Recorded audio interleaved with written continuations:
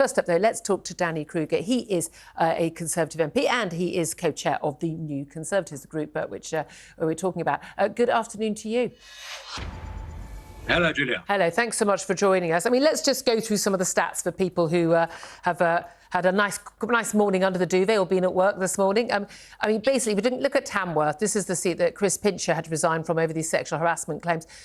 We're looking at, it was a Tory seat since 2010, 19,000 majority. The swing of 23.9% is the biggest swing since Labour, from Tories to Labour, since 1945, second biggest swing, overturning a huge Tory majority. No other governing party has ever lost a seat as safe as Tamworth. Bearing in mind this is a strong Leave voting seat in 2016. It's a classic red wall seat. Then we've got Mid-Bedfordshire, Nadine Dorries' seat. Again, a massive majority of more than 24,500 that was overturned with a 20.5% swing. This was a Labour victory despite a three-way fight for the seat between Tories, Labour and the Lib Dems. And I know a lot of Tories were hoping they might just sneak in with Labour and the Lib Dems eating into each other's appeal. There is no way that you can gloss this over or just call this anything other than a disastrous, humiliating defeat for the Conservatives. How bad do you think it's going to be next year, based on those results? Well, I agree with much of that, Julia, and with what Sam said. It is very, very bad to lose these safe Conservative seats. And, you know, the usual points being made about by-elections being different, I think, are true and valid. I'd also say in defence of the party that this wasn't actually a swing from Conservative to Labour. It was a swing from Conservative to stay at home and don't vote at all. Labour didn't pick up votes at all. In fact, I think in Tamworth, they went backward slightly. They picked up some Lib Dem votes. So what happened is people who voted Conservative last time, and I've voted Conservative for years, didn't do so yesterday. And we've got to ask ourselves why that is. It might be because they're turned off politics. It might be because they're not inspired. It might be because they don't, hate the Tories like the Labour lot do, who did therefore come out and vote. All those things are true. It's also true we've got, probably a year to go before the election.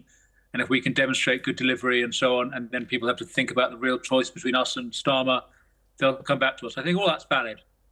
But fundamentally, your analysis, I think, is the right one. People are profoundly uninspired at the moment by what we're offering. And that's a shame because actually, despite Sam's points that he just made to you about what the priorities of the party are, I think the underlying instincts of the party, and indeed of the Prime Minister, are the right ones. He's actually pulling back on some of the excessive net zero. His instincts on some of the culture war questions or on sex education in schools are sound. He's sound on illegal migration. My concern is that we're not giving full expression. He's not giving full expression, and nor we as a party, to our underlying philosophy, to these instincts which we share with the British public. We share their values. We have their interests at heart. They just don't understand that because we're not saying it coherently, boldly and bravely. I don't think it's how you say it. I think people are, frankly, fed up to the back teeth of the Tories saying things and not doing them, because every time I interview a minister, I always just find myself going, sorry, can I just double check? Because, I don't know much about this stuff. I'm just an ordinary voter. But who's been in charge the last damn 13 years? Yeah. People, and it's all very well Rishi Sunak saying, look, I wasn't Prime Minister until, a year ago. I'm the candidate for change. All very well. Well, let's see some of that change. We've seen little snippets of it on net zero. But then there's backtracking, as Sam was just saying, on like the conversion therapy and things like that. And the thing is, people just say, we're fed up with the Tories saying they're going to do things. Get on and do it. You still have a massive majority. Most prime ministers, most governments would dream of having the sort of majority you still have, and yet you don't get anything done. Well, I agree with that. I think we have a mandate for the kind of changes that the country wants still. We have an obligation, in fact, to deliver on the change that we promised last time, and we can't make excuses about COVID and Ukraine forever. And we do have a majority. I'm afraid to say we don't have a majority for some of the more robust measures that I'd like to see us do, that I think the public would like to see, like pulling out of the ECHR and reducing legal migration substantially. I think our majority would disappear if we tried to do that too fast. So we have to win over my own party, I'm afraid to say, on that. But your fundamental analysis, I think, is absolutely right. People are not going to be satisfied with us saying, we're trying our best. We have been in power 13 years. I'd say against that, though, Boris came in 2019 as the change candidate. Genuinely, he represented a break with the 10 years of Conservative rule up till then. I think Rishi can do the same thing again. It's harder to pull off the trick twice, and he's not Boris. But on the other hand, the country is crying out for the sort of changes that we as Conservatives know we can deliver. You're not going to get it from Starmer. Well, I think we will get some change from Starmer, but I don't think it's change that an awful lot of people want. But again, that's the question: are people going to be sitting on their hands again at the next general election? It's something I think Richard Tice, who's the leader of the Reform UK Party, who in one of these seats got over 5%. Look, it's not enough to make a big deal in terms of an impact, but it's enough if that carries on growing. It's enough to deny us the majority. Exactly. Yeah. And as he's saying, look, he wants things like PR, but his point is, even if people sort of have voted Conservative for years, you shouldn't reward the level of failure that we have seen. And there'll be a lot of people who feel that. So they may not turn out to vote Labour, but they may well do what they've done in these by-elections and go, well, I'm not voting Tory. But look, let's just have a little watch and listen, because we've been playing some clips for those watching on TV as opposed to listening.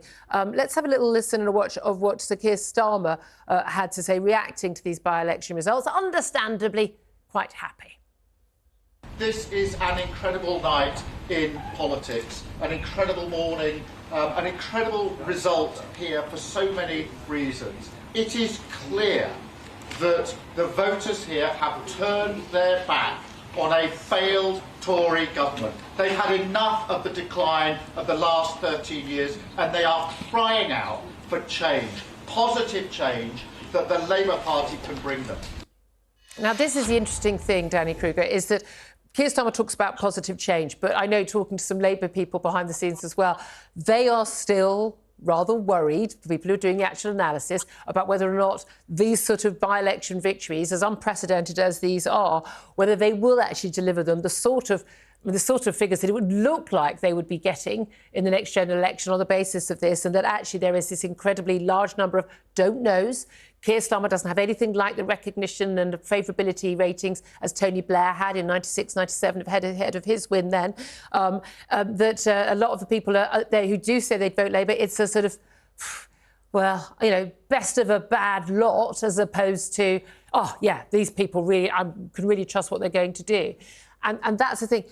There is still all to play for your party if you get your act together. So this is the point that the New Conservatives are trying to make to the leadership. We're a group of MPs all elected since the Brexit referendum in 2016, most of us 2019 intake. And we know that we won that election because we appealed to a broad coalition of voters across the country that want change. And we still have that mandate. That's what we were all elected to deliver. And I absolutely believe that between now and the election, we can remind people that that's the party we are. That's the agenda that we stand for. We need to do it in a way that genuinely conveys, conviction. And we need to, I think, make some profound changes now. Because your point earlier that they're just not going to believe us if we say we're going to change things. We need to be moving into those positions now, in my view. So on migration particularly, we need to immediately, with immediate effect, start reducing the number of visas that we award to foreign nationals to come and live in this country. We need to, I think, make steps to start extricating ourselves from the European Court. All of these things will provoke major rows, I'm afraid, within our party as well as with the opposition. But those are rows that are probably necessary in order to get the policy through, and also to convince the public that we're serious. Well, this is the thing. Promises is one thing, but it doesn't actually mean anything when someone's actually got the power to deal with it. I mean, I was going to ask you actually, but give me 3 or 4 policies that you think. Get them on the statute books, straight through, waiting for the King's speech next month. But let's just get on with it. You mentioned, the immigration visas, get on with that. Doesn't require legislation. European Court of Human Rights, again, Convention of Human Rights, I'm not entirely sure whether that would require legislation. People are waiting for that Rwanda Supreme Court decision. But there are lots of things. I mean, as a mum, as a woman, one of the things I'm really concerned about is what's going on in our schools. Trans ideology being taught, our children being indoctrinated.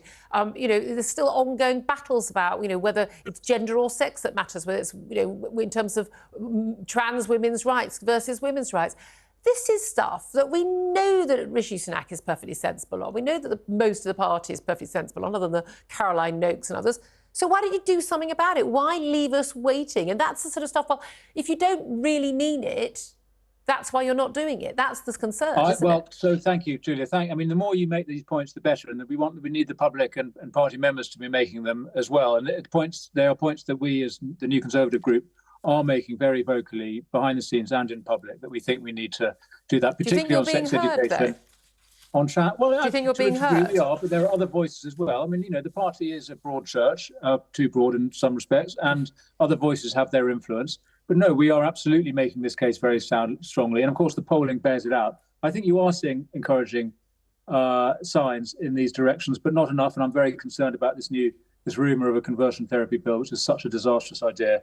There's a reason why governments since 2018 have failed to actually come forward with a bill that makes any sense, because you can't. So we need to scotch that plan, but we are making these points as loudly as we can. I mean, you asked for other policy suggestions. There's an autumn statement coming up. The Chancellor's got to announce fiscal plans. We think we should be supporting small businesses by raising the VAT threshold. We think we should be supporting families by having proper household taxation.